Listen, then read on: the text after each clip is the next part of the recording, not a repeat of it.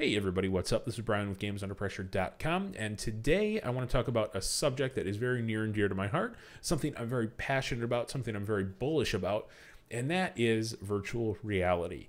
Now, in my mind, virtual reality is one of the most compelling technologies that I've seen in a while, and I don't know of anything else that can have as large an impact on the gaming space in particular than virtual reality. So I've been an owner of the Oculus Rift DK1, current owner of the DK2. I'm very anxious to see where this technology goes, but we're not there yet. There are a few things that virtual reality needs to do before it goes mainstream, and I'm going to talk about some of those things, and I'm going to try to assess virtual reality as a technology in the most honest way possible. And not just give it a pass because it is so revolutionary. And before I start, I want to preface this by saying that this is not a criticism of the Oculus Rift DK2 or anything they've done up until this point. I completely understand that the DK2 is a development kit. That is what it's used for. It's not meant to satisfy any of these criteria. So I'm not criticizing the DK2 in any way. I think it's an awesome piece of technology that is exactly what it needs to be at this point. This is more of a general discussion. So with that out of the way, let's get into it. So first and foremost, I think what Oculus Rift or any other competing virtual reality technology, whether it's Project Morpheus, whether it's a headset that Xbox is rumored to be announcing at E3 this year, what every single piece of VR tech needs to do is provide a compelling content experience. They need to deliver games that show the average consumer why VR is important, why it's a technology that's here to stay, and why they need to spend their hard-earned money on it. And this is a really obvious example of what VR needs, so I'm not going to spend a whole heck of a lot of time on it. But long story short, VR needs one killer app and then a variety of other games that maybe aren't as strong or as compelling, but can round out the experience a little bit. There are a lot of games that I absolutely love playing on my DK2 right now. Chief among those is Elite Dangerous, which I think once you play it in a DK2 or in whatever kind of virtual reality headset you're running, there's no going back. You can't go back to a single monitor or a dual monitor or even triple monitor setup. It's just not as immersive. And I don't think that's a mainstream enough game to convince the average consumer out there, you know, that Walmart gamer, that virtual reality is something that they need. So in my mind, there's still not a really compelling killer app, and I'm sure that'll come. But right now, there are a lot of really cool tech demos, and there are a lot of cool sort of one-off experiences, things that you wouldn't come back to on a daily basis. A game that I really love to play around with is Ocean Rift, but again, calling that a game is a little bit of a misnomer. It's more of an experience. So we have a lot of tech demos right now, but we're missing that one killer game. And there's some really cool games that are upcoming that look like they could be popular, if not the killer app. I mean, Lucky's Tale is an obvious front runner in that category. I think everybody would want to play this isometric style god type platformer, 3D platformer. I think that's really cool. Games that we saw at the Game Awards this year, Adrift, that looks really great. There are some experiences that are coming up that look compelling, but to really sell a platform like this, you need one or two killer games that show people why they need this. And right now, I just don't see VR as having any of those. But again, it's early, and as we saw with even like the Samsung Galaxy VR, what they did in such a short period of time is pretty great. They polished up some of those experiences and they shipped those off. Ocean Rift has a really great demo on the Galaxy VR. So I think they're on the right track. They just need to shore up some of those content releases. So next on the list, and this is again very obvious, like content is, but end user experience. Now on the DK2, well, I'm not criticizing the DK2, but it's just a fact of life. Things can be a little bit more complicated, whether it's running on direct to Rift mode, which seems to have a lot of problems in a lot of games, or running in monitor extended mode, setting frame rate, things like, I mean, there are a lot of moving pieces in that. And the end user experience needs to be a lot more cohesive than what the experience currently is. So the setup process needs to be very easy, step by step, self-explanatory. And even more important than that, I think, is a Steam-like portal or some kind of end user portal where people can go find the latest programs, find the latest games, find the latest apps, something that goes a little bit beyond what Oculus Share is right now. It goes a lot beyond, really. It needs to be a cohesive user experience, and they're not there yet, but the ray of hope in this is the Samsung Gear VR. I had an opportunity to use that the other day, and it is, from an end user experience, it's very compelling. So very easy setup. There's a simple focus ring on the top, very easy to use. Even if you don't really know what you're doing, you can set it up and have a pretty great experience.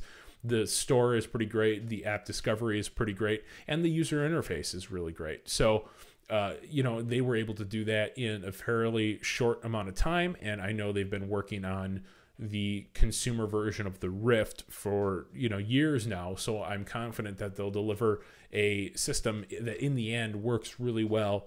But that's just one of the things that they need to make consumer virtual reality a reality and successful. So the third thing on this list is probably one of the biggest challenges facing VR right now, and that is just the marketing. I'm a marketing guy. That's what I do day to day. So this is something that I'm very interested to see what kind of path they take. But marketing for something like VR is a little bit of a nightmare. First of all, it's a brand new technology. So it's like trying to convince people a few years ago that tablets were the way to go, that everybody needed a tablet when people had netbooks and smaller laptops and ultrabooks. And another example is trying to convince people that they needed smartphones when flip phones were getting smaller and smaller and smaller. So those were all marketing challenges that turned out okay in the end, but at the time they were considered fairly difficult marketing challenges. And VR, I see in a very similar position. So number one, you have to convince people to not just buy the Oculus Rift hardware, you have to convince people through trying to communicate that it is such a compelling experience that people need to go out and buy additional hardware in the form of computers that are able to run the Oculus Rift in a satisfactory manner. If you have an iMac or a MacBook or a lesser notebook, you're not going to be able to run the Oculus Rift at low persistence, high frame rate. We've heard that the consumer version of Oculus Rift is targeting a 90 frames a second minimum for running games in low persistence. So, you need a fairly beefy piece of hardware to run this. And right now, sure, there are a lot of gamers out there that have good gaming rigs that can run an Oculus Rift at the desired frame rate, but that's not the average person. Most people do not have a computer that can run this in a satisfactory manner. So you're going to have to convince people to go out and buy the headset and buy the hardware as well. Now, the alternative to this is identifying the target demographic and really going after that target demographic, even if you admit that the target demo is somebody who it's smaller than you'd like. And for Oculus, I think their target demo is the high-end PC gamer. Now, of course, targeting a demographic like that is not the same as targeting a mainstream demographic because it's much more limited.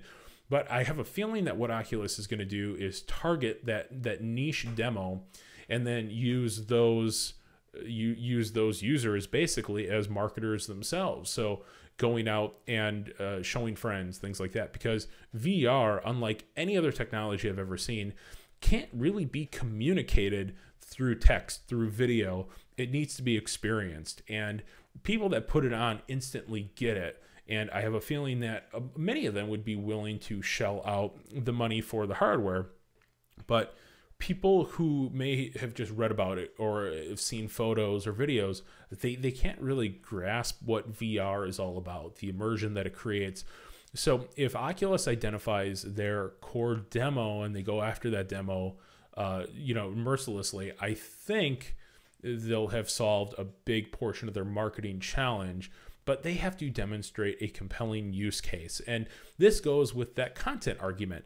And to really market VR in a satisfactory manner, you have to have the content to back it up. You have to have the end experiences lined up, ready to go, and demonstrable to the average gamer out there. And I think that's where Oculus has the biggest challenge, and that's an area where I see like the Gear VR. I think that's a brilliant move, because if people have the phones already, guess what? $200 isn't a huge splurge to get this added functionality. I think that's a really compelling use case. That's a compelling value proposition.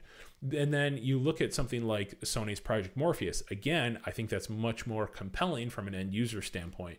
If somebody has a PS4, and who doesn't at this point, they're selling like crazy. They just reached 18 million in sales. If that Project Morpheus is $300-400, I think a lot more people are going to jump in knowing that they have the hardware back end to support it. And Oculus is sort of off on their own island somewhere, because they have to convince people that they need both the Oculus hardware and the end hardware. And I think that's a pretty tough place to be in. And I'm sure they have that figured out. I'm sure they have the marketing figured out if we're talking about less than a year away from release, but it's something that needs to be said anyway. And if you think that VR has some hurdles coming up that I didn't necessarily mention, I want to hear about it. So leave a note in the comments below, and also please rate and subscribe. I'd really appreciate it. I'm going to be trying to do these videos about once a week or so, and I got some other cool things coming. So please subscribe. Check out the rest of the videos on the channel. And if you have anything that you'd like me to talk about next week, let me know in the comments below too. All right, thanks for watching, and we'll see you next time.